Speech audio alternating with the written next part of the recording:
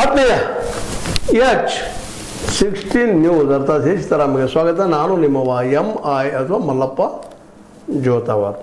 ಈಗಾಗಲೇ ಅಜಿತ್ ಪವಾರ್ ಅವರು ತೀರಿ ಹೋಗಿದ್ದು ಭಾರತ ರಾಜಕೀಯದಲ್ಲಿ ಒಂದು ದೊಡ್ಡ ಸಿಡಲಬ್ಬರ ಅಂತ ಅನ್ನೋಕ್ಕಿಂತಲೂ ಸಾಕಷ್ಟು ವಿರೋಧ ಪಕ್ಷಗಳಿಗೆ ಮತ್ತು ಆಡಳಿತ ಪಕ್ಷಕ್ಕೆ ಒಂದು ರೀತಿಯಿಂದ ಸಮಾನ ಮನಸ್ಸು ವ್ಯಕ್ತಿ ಹೋದ ಅನ್ನೋ ದುಃಖ ಸಹಜದ.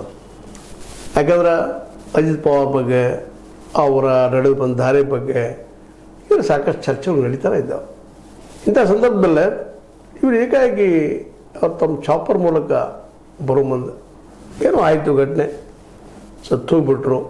ಇದರಿಂದಾಗಿ ಸಹಜವಾಗಿ ಪ್ರಧಾನಿಯವರು ಸಂತಾಪ ಸೂಚನೆ ಮಾಡಿದರು, ಶಾರ್ ಅವರು ಮಾಡಿದರು, ಅದೇ ಕಾಲಕ್ಕೆ ವಿರೋಧ ಪಕ್ಷಗಳು ಮಾಡಿದರು.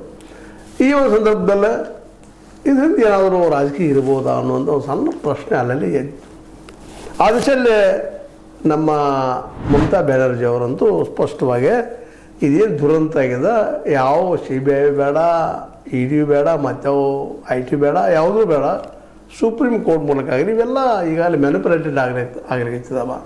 ಕೇಂದ್ರ ಸರ್ಕಾರ ಹೇಳಿದಂಗೆ ಕೇಳುವಂಥ ಆಗಿಬಿಟ್ಟಿದ್ದಾರೆ. ಇದು ಬೇಡ, ಯಾಕಂದರೆ ಇದು ಇಲ್ಲಿಯ ವಿರೋಧ ಪಕ್ಷದ ನಾಯಕರಿಗೆ ಇದೊಂದು ಥ್ರೆಟನ್, ಭಯ ಹುಟ್ಟಿಸುವಂಥದ್ದು ಅನ್ನುವಂಥ ನೆಲೆಯಲ್ಲೇ ವಿಮಾನ ದುರಂತದಲ್ಲಿ ಮಹಾರಾಷ್ಟ್ರದ ಉಪ ಮುಖ್ಯಮಂತ್ರಿ ಅಜಿತ್ ಪವಾರ್ ಮೃತಪಟ್ಟ ಪ್ರಕರಣವನ್ನು ಸುಪ್ರೀಂ ಕೋರ್ಟ್ ಮೇಲ್ವಿಚಾರಣೆ ಸ್ವತಂತ್ರವಾಗಿ ತನಿಖೆಗೆ ಮುಂದಾಗಬೇಕು, ಅದು ಸುಪ್ರೀಂ ಕೋರ್ಟೇ ತನಿಖೆ ಮಾಡಬೇಕು ಅಂತೇಳಿ ಹೇಳಿಕೊಟ್ರು.